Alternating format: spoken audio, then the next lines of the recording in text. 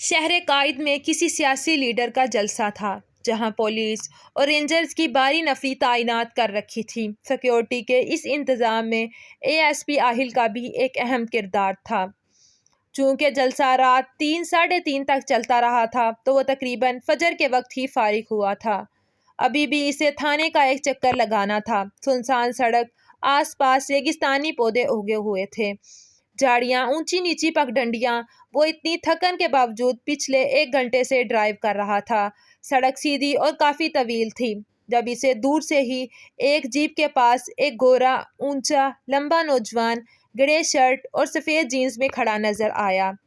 اس کی جیپ جیسے ہی اس کے پاس سے گزری، اس نے رکنے کا اشارہ کیا۔ وہ پولیس میں تھا، ٹریننگ بھی اچھی تھی، خطروں سے کھیلنا بھی جانتا تھا، گن بھی تھی اور اپنے اوپر مکمل اعتماد بھی۔ اسی اعتماد کی بنا پر وہ جیپ روک چکا تھا۔ السلام علیکم سر، نیلی آنکھوں والا شخص اس کی جانب جھکتے مسافے کے لیے ہاتھ بڑھاتے ہوئے بولا۔ وعلیکم السلام، آہل نے شیرز اتارتے کہا، البتہ ایک ہاتھ ایسے ہی اسٹیئرنگ پر دھرا تھا جس میں پہنی رسٹ واچ 5:20 بجا رہی تھی۔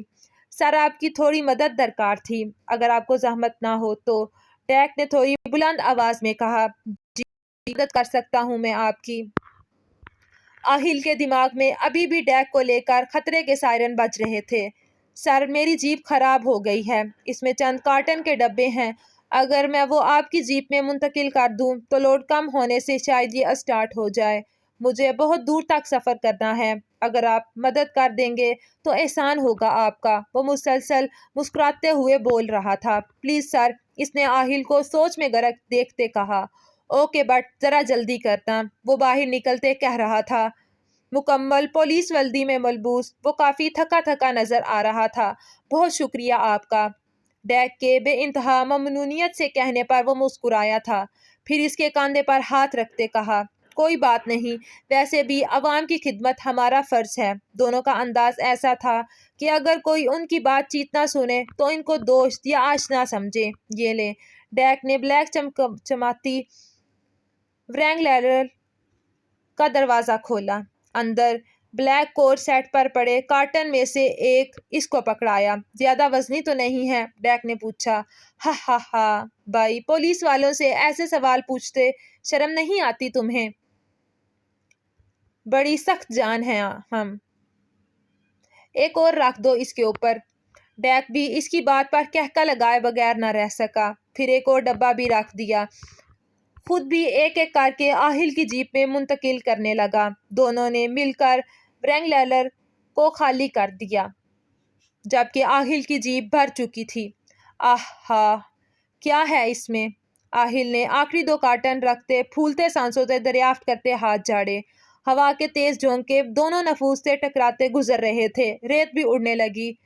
خود ہی دیکھ لیں، ڈیک مسکرایا۔ آہل نے جیپ کے کنارے گھٹنا موڑ کر ٹکاتے اس پر کارٹن رکھ کر رسی کا ایک کونا کھینچا۔ کارٹن کھل چکا تھا۔ ایک گتے کے ٹکڑے کو ہٹایا تو اس کی آنکھیں پھٹ پڑی۔ اندر اسلحہ تھا، بھاری رائفلز، بلٹس بھی لاتعداد تھی، مطلب اس کا دماغ صحیح سائن دے رہا تھا۔ کیا ہوا ASP آہل؟ ڈیک نے اپنے ہاتھ میں پکڑی پسٹل لہراتے اس کی جیپ کے آخری سرے پر اچھل کر بیٹھتے ٹانگیں لٹکاتے پوچھا۔ یکایک بھاری بوٹوں کی آواز قریب آنے لگی۔ آہل نے مڑ کر دیکھا، سیاہ لباس میں موجود چہرہ ڈھکے 15-16 افراد، لمبے قد و قامت کے مالک، بھاری رائفلز ہاتھوں میں دستانے۔ آہل نے جیپ کھنگالی، گن غائب تھی، موبائل جیپ میں آگے پڑا تھا، یقیناً وہ بھی اب وہاں نہیں ہوگا۔ وہ بہت برا پھنس چکا تھا۔ طاقت اور عقل دونوں میں سے ایک کا استعمال اس نے کیا اور ایک کا ڈیک نے۔ دیکھو یار، کتنے اچھے لگ رہے ہو تم اس ویڈیو میں، ڈیک نے ٹیب اس کے سامنے کیا، جو ابھی اس کے اشارے پر عام لباس میں موجود ایک شخص نے اسے تھمایا تھا۔ ویڈیو میں آواز غائب تھی۔ آہل نے مسکراتے ہوئے ڈیک سے ہاتھ ملایا، دونوں نے چند باتیں کی۔ وہ نیچے اترا اور ڈیک کے پاس کھڑی بلیک جیپ میں سے کارٹن نکالنے لگا، ساتھ میں دونوں نے کسی بات پر کہکا بھی لگایا تھا۔ دونوں نے مل کر تمام ڈبے آہل کی جیپ میں منتقل کیے، پھر ہنستے ہوئے ڈیک نے اس سے کچھ کہا اور آہل نے کارٹن کھولا۔ وہاں کیمرے کو بہت زوم کر کے اسلحہ دکھایا گیا۔ आहिल के चेहरे के तासुरात कैमरे ने कैच नहीं किए थे। साफ लग रहा था कि सब आहिल की मर्जी से हो रहा है और वो भी इसमें शामिल है। एएसपी आहिल ने असलहा मुंतकिल करने में हमारी मदद करके खुद को कौम का सच्चा खिदमतगार साबित कर दिया। वाह क्या हेडलाइन है। डेक का कहका सुनसान सड़क पर गूंजता वापस पलटा था। Oh my God, ASP Sahib का चेहरा तो लाल टमाटर हो गया। क्या हुआ, हेडलाइन पसंद नहीं आई क्या? डेक ने मसनूई हैरत लहजे में समोते पूछा। शट अप, इस सब का मतलब क्या है? क्यों किया तुमने ये सब? क्या दुश्मनी है तुम्हारी मेरे साथ? आहिल ने दबे दबे लहजे में गुर्राया। दुश्मनी? मैं तो दोस्ती का हाथ बढ़ाने आया हूँ। डेक ने आगे को झुकते पिस्टल घुमाते कहा। बात को घुमाओ नहीं। आहिल जबत से सुर्ख पड़ते चेहरे के साथ डपटे के अंदाज में बोला। सब बताते हैं यार, गुस्सा क्यों होते हो? कुछ खातर तवाज़े तो बनती है ना तुम्हारी। इससे पहले कि आहिल इसकी बात पर कोई रद्द अमल जाहिर करता, इसके इशारे पर दो गनमैन इसके घुटने पर रखे कार्टन को उठाकर वापस जीप में डालते इसे डेक की व्रैंगल में ढकेल चुके थे। आखिल को पहली बार एहसास हुआ था कि वो जिस महकमे से मुंसलिक है वो बच्चों का खेल नहीं। एक छोटी सी बेवकूफ़ी की बना पर वो ना जाने किस मुसीबत में दो चार होने वाला था। बाकी तमाम गाड़ियां भी असलहे से लेस अफराद से भर चुकी थी। आगे पीछे सीध में तेज रफ्तार से दौड़ने लगी।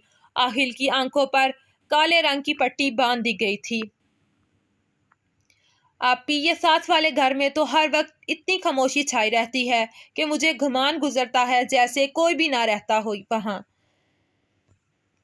नीलम ने किचन में रखे फ्रिज से फलों की टोकरी निकालते कहा। दो तो बंदे हैं, वो भी जवान समझदार, बच्चे थोड़ी ना हैं जिनके रोने की आवाज़ें आएं। साइका ने मुस्कुराते हुए जवाब दिया।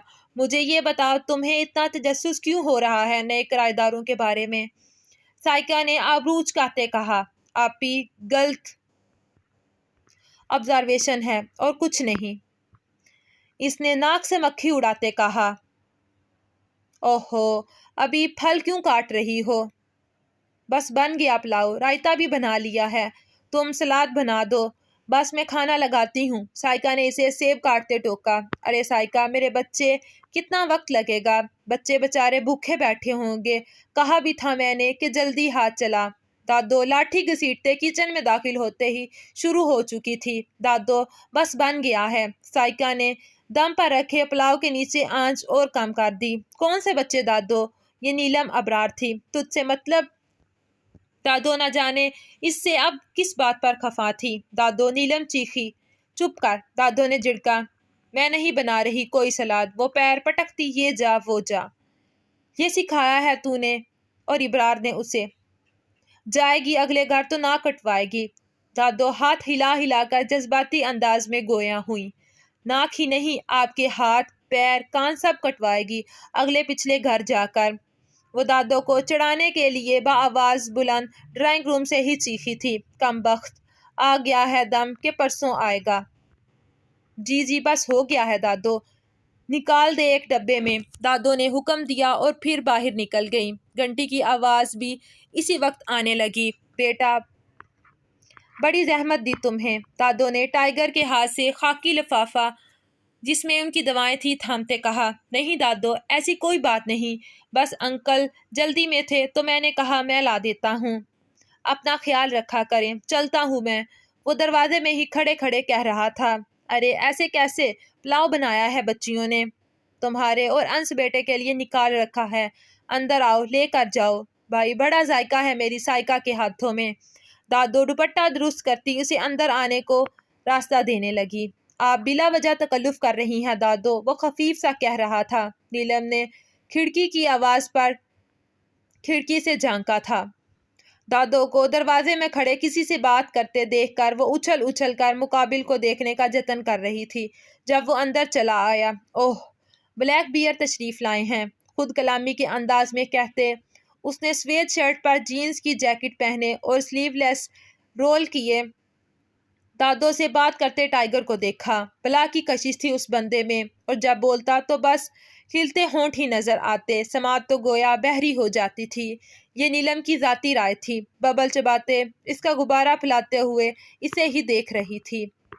اس نے نظروں کی تپش محسوس کر کے ہی شاید اوپر کی جانب دیکھا تھا، جہاں وہ کھلی زلفیں لیے چیوگم کے غبارے پھوڑتے اسے ہی ہلکے سبز کانچ میں سمائے کھڑی تھی۔ ٹائیگر کے گھڑنے پر ڈٹھائی سے ہاتھ ہلاتے ہیلو کا اشارہ کر دیا۔ اتنی گرم جوشی تھی اس کے انداز میں جیسے وہ اس کے مامے کا پتر ہو۔ ٹائیگر نے کلس کر سر جھٹکا اور پھر دادو کو دیکھا، جو ایک سفید رنگ کا ڈبہ اسے پکڑا کر مسکراتے ہوئے کچھ کہتی اس کے سر پر اونچے ہو کر پیار دینے لگی، پھر جالی کے دروازے سے اندر چلی گئی۔ نیلم نے کھڑکی میں پڑا چھوٹا سا گملہ اٹھا کر کافی آنکھ سے ٹائیگر کے سر کا نشانہ لیا۔ اوہ سوری بلیک بیئر، چیوگم کا غبارہ پھوڑتے اس نے گملہ چھوڑ دیا، جس کے کمال مہارت سے بغیر اوپر دیکھے ہی وہ کیچ کر چکا تھا۔ نیلم نے دونوں ہاتھ منہ پر رکھے حیرت سے اسے دیکھا تھا۔ ٹائیگر کے ماتھے پر ان گنت سلوٹیں ابھری ہوئی تھی۔ گملے کو پوری قوت سے زمین پر دے مارا۔ اتنی شدید آواز تھی کہ دوسری منزل پر موجود کھڑکی میں کھڑی نیلم نے بے اختیار کانوں پر ہاتھ رکھے آنکھیں میچ لی، اور جب ان گھنونی پلکوں کا آنچل اٹھا تو سامنے سر تاثرات لیے کھڑے ٹائیگر نے جانے آنکھوں ہی آنکھوں میں اسے کیا باور کرایا تھا کہ پل بھر پہلے کی شوخی اب بالکل مکفود ہو کر رہ گئی تھی۔ پھر وہ رکا نہیں، ٹانگ سے دروازہ کھولتے وہ آندھی طوفان کی طرح باہر نکلا تھا اور دروازہ اس سے بھی زوردار آواز میں بند کیا تھا۔ ہائے یہ آواز کیسی تھی! جتنے میں دادو منہ پر ہاتھ رکھے ہانپتے ہوئے گیراج میں آئی وہ جا چکا تھا۔ اوپر کھڑکی کے پردے بھی برابر ہو چکے تھے۔ کیا ہوا ہے آہل کو؟ کھانے پر کیوں نہیں آ رہا؟ اسرار صاحب نے بیگم سے پوچھا۔ تمام افراد نیچے چٹائی بچھائے رات کے کھانے کے لیے بیٹھے تھے، مگر آہل نہ دوپہر میں آیا نہ ہی رات میں۔ اب رات کو کھانا کھانے آیا تھا۔ پتہ نہیں کیا ہو گیا ہے میرے بچے کو، ایک تو نوکری ایسی ہے، کل رات پوری لگا کر آیا ہے، ان منحوسوں کے جلسے ہی ختم نہیں ہوتے۔ اتنا کہا تھا میں نے کہ مت بھرتی کرائیں پولیس میں، ہم غریب ہی اچھے ہیں۔ افسر بنانے کا ارادہ تھا، بھگتے ہیں اب۔ روز کوئی نہ کوئی مسئلہ کھڑا ہوتا ہے، مجھے لگتا ہے ٹینشن بہت لینے لگا ہے میرا بچہ۔ وہ ان کی پلیٹ میں دال نکالتے کہہ رہی تھی۔ اچھا فیصلہ ہے، اس کا باپ کا خیال کیا۔ کھیلنے کودنے کے دنوں میں دن رات پڑھائی کی، اپنی تعلیم مکمل کی۔ اب تو صحیح وقت آیا ہے پھل حاصل کرنے کا۔ کب تک یہ 3 کمرے کے کرائے کے مکان میں زندگی گزاریں گے؟ وہ افسردہ سی کہہ گئیں۔ اللہ کا شکر ہے، اللہ کا شکر کریں، کم کھائیں حلال کھائیں۔ بیگم کو ان کا غربت کا رونا برا لگا تھا۔ ہاں تو وہ کون سا حرام کھا رہا ہے؟ اسرار صاحب کی بات دسترخوان تک آتے آہل کے کانوں میں بھی پڑ چکی تھی۔ اسے کچھ دیر پہلے ایمن اور عیشا زبردستی اٹھا کر لائی تھی۔ آؤ بیٹا کھانا کھاؤ، چلو بڑے بھائی کے ساتھ بیٹھ جاؤ، شاباش۔ ماں نے پیار سے کہا تو وہ پھیکا سا مسکراتا ریان کے ساتھ آ بیٹھا، ورنہ حلال لفظ اب تک اس کے کانوں میں گونج رہا تھا۔ کیا ہوا، کوئی پریشانی ہے آہل؟ انہوں نے دو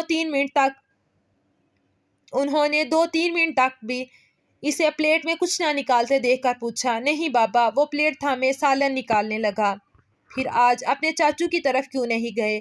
چھوٹی بہنوں کو بھی لے جاتے، آج تو آف تھا نا تمہارا؟ بس تھکا ہوا تھا بابا، پھر کسی دن لے جاؤں گا، وہ ٹال گیا۔ عالیہ، آہل کی ماں نے چچا کے ذکر پر کڑوا بادام نگلا تھا۔ وہ ہمیشہ سے ہی آہل اور اپنی بیٹیوں کا ابرار صاحب کے گھر جانا پسند نہیں کرتی تھی۔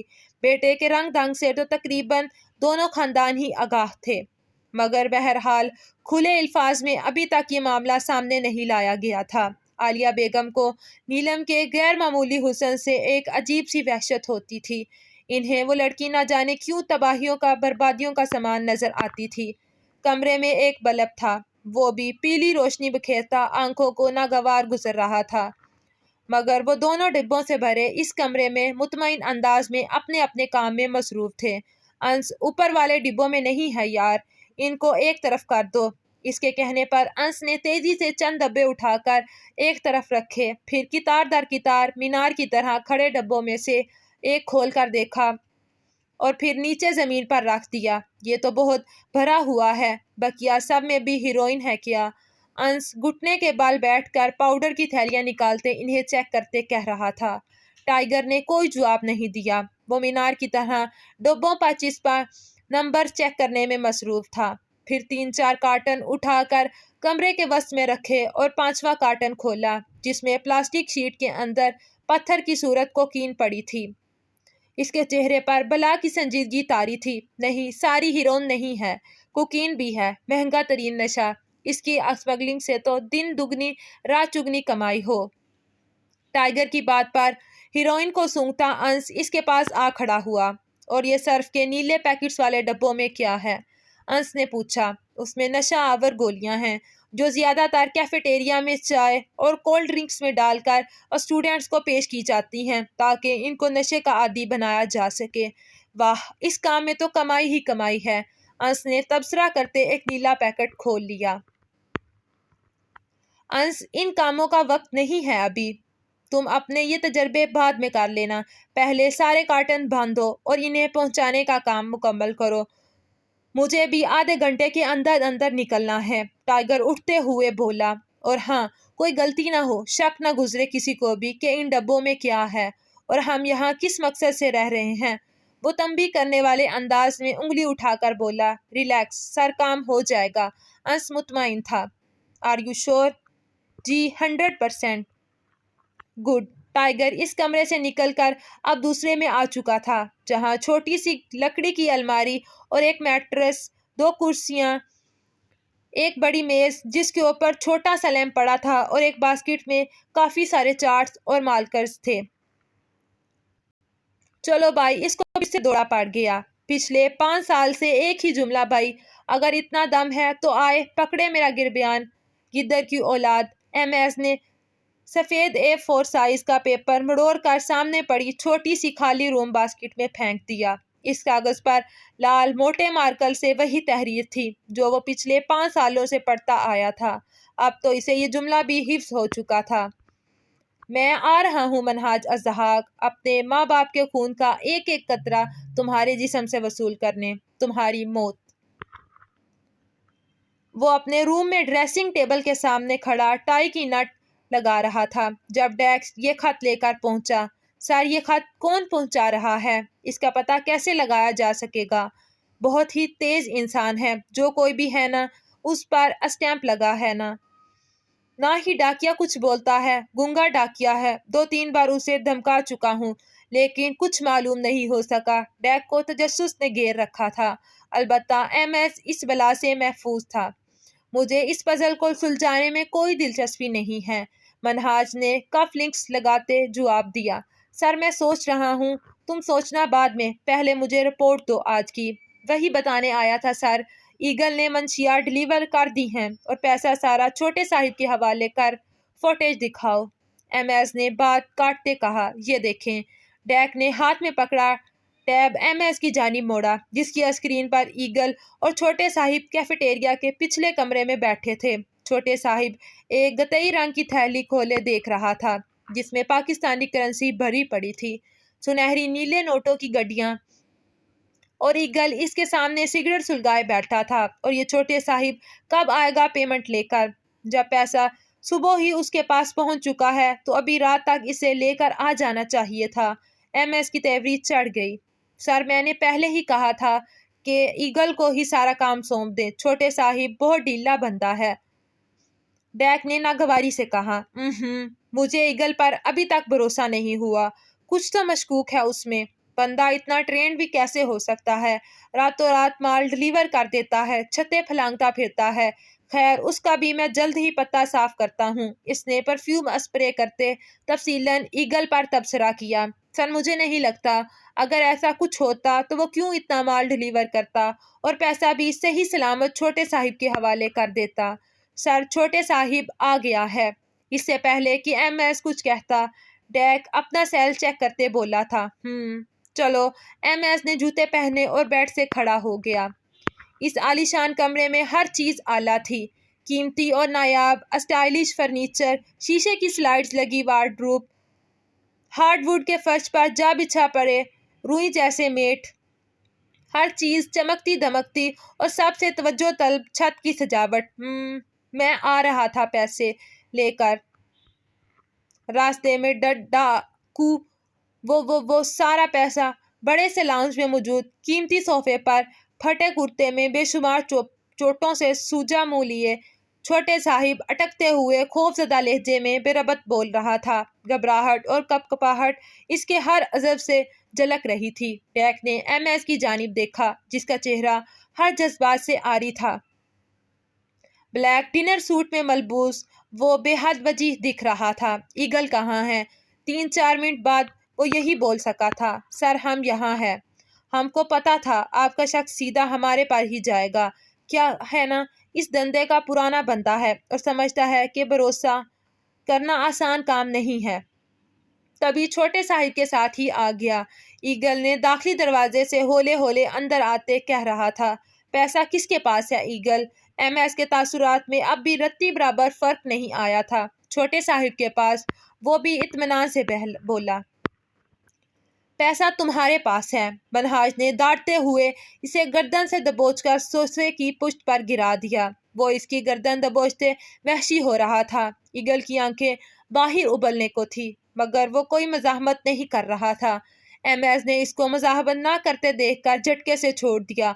ईगल खांसने लगा। डैक ने पानी का गिलास इसकी जानिब बढ़ा दिया, जिसे वो एक ही सांस में चढ़ा चुका था। जान ले ले हमारा, तभी उस्ताद आपको यकीन आएगा कि हम अपने धंधे और आपसे मुखलिस है।